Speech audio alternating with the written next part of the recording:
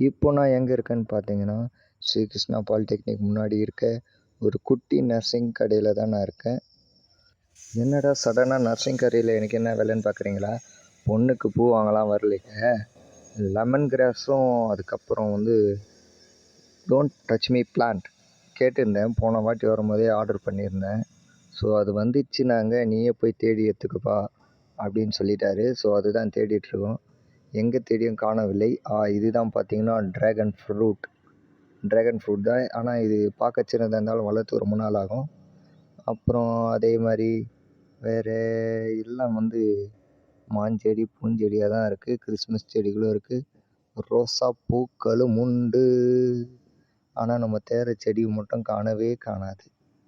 இங்கே பார்த்தீங்கன்னா ஃபுல்லாகவே ரோசஸ். அப்புறம் இதெல்லாம் என்ன டைப் ரோசஸ்ன்னு நமக்கே தெரியலை. ஆனால் நான் கண்டுபிடிச்சிட்டேன்னு தான் நினைக்கிறேன். எல்லாம் பார்க்க நல்லாயிருக்கு. இங்கே தான் வச்சுருக்காரு. இதை முன்னாடி வச்சுட்டு நம்மளை உள்ளே போய் தேடுப்பான்னு சொல்லி நம்மளை அலக்கழிச்சிருக்காரு இவ்வளோ நேரம். பார்த்தீங்களா, இதுதான் லெமன் கிராஸ். இது கொசு விரட்டினும் சொல்லலாம். இது குட்டி கிறிஸ்மஸ் ட்ரீ.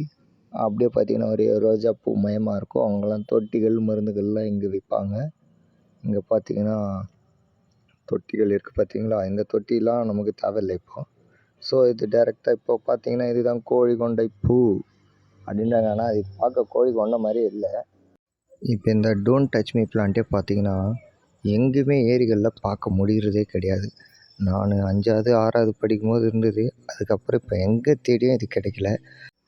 நம்ம அப்படி தொட்டு விளையாடிட்டு இருக்க கேப்பில் கடைக்காரர் வந்தார்.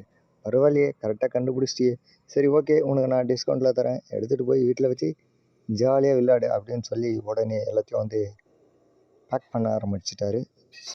ஓகே ஃப்ரெண்ட்ஸ், அடுத்த வீடியோவில் நான் இதை பிளான் பண்ணிட்டு உங்களுக்கு அதை ஒரு விலாகாகவே போடுவோம். இது என்னோடய பர்த்டே கிஃப்ட்ஸ் அப்படின்னு எனக்கு நானே கொடுத்துக்கிறது தான். இந்த வீடியோ உங்களுக்கு பிடிச்சிருந்தால் லைக் பண்ணுங்கள், ஷேர் பண்ணுங்கள், மறக்காமல் சப்ஸ்கிரைப் பண்ணுங்கள்.